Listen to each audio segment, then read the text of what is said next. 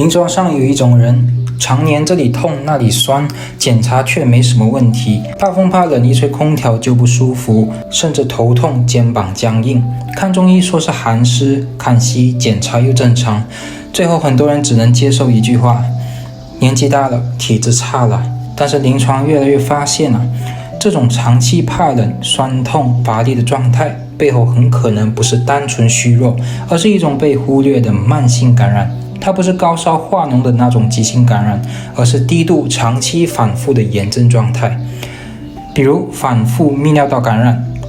慢性鼻窦炎、牙周炎、肠道慢性感染，甚至是某些感染留下的后遗问题。这些问题不会天天让你发烧，但是会持续释放炎症因子，让身体长期处于备战状态。而中医早就有一句话：邪不去则正不安。这里的邪不只是急性感染，更包括潜伏在体内拖了很多年的腹泻，也就是长期慢性感染了。很多人以为慢性感染一定很严重，其实最常见的表现反而是长期隐隐作痛，全身不舒服没精神，特别怕冷怕风，吹空调就难受。中医还有一句话叫久病入络，意思是疾病拖久了会慢慢影响身体循环和神经系统，长期炎症会不断刺激神经末梢，造成慢性疼痛和疲劳感。这种痛不剧烈，更多是说不上哪里有病，但是整个人都不舒服。而恶风感，也就是特别怕风怕冷，吹风不舒服，更常见于中老年女性。因为在慢性炎症下，身体会持续消耗能量以维持免疫反应，对热量流失会特别敏感。别人觉得舒服的冷气，他可能会觉得寒气钻进身体。我们曾经接触过一位更年期女性长期腰痛、肌肉酸痛，夏天也不敢吹风扇和空调，一吹风就头痛家人都觉得她太敏感，心理作用。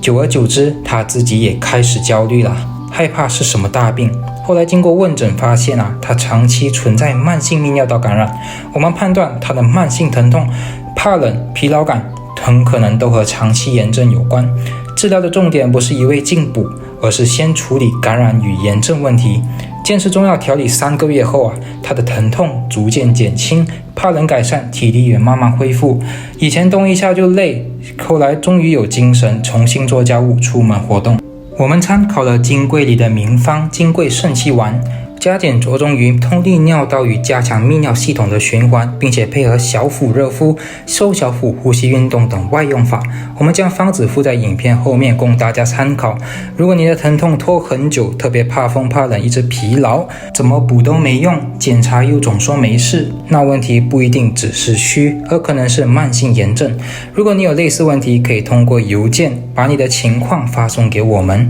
我们详细了解后会给予更合适、安全的治疗方案。真正重要的不是一味补身体，而是找到那个让身体一直耗着的原因。很多时候病其实不重，但拖得太久了。如果这支影片对你有帮助，也把它分享给你周身不适的朋友。想了解更多中医与现代疾病的真相，记得订阅频道，我们下次再见哦。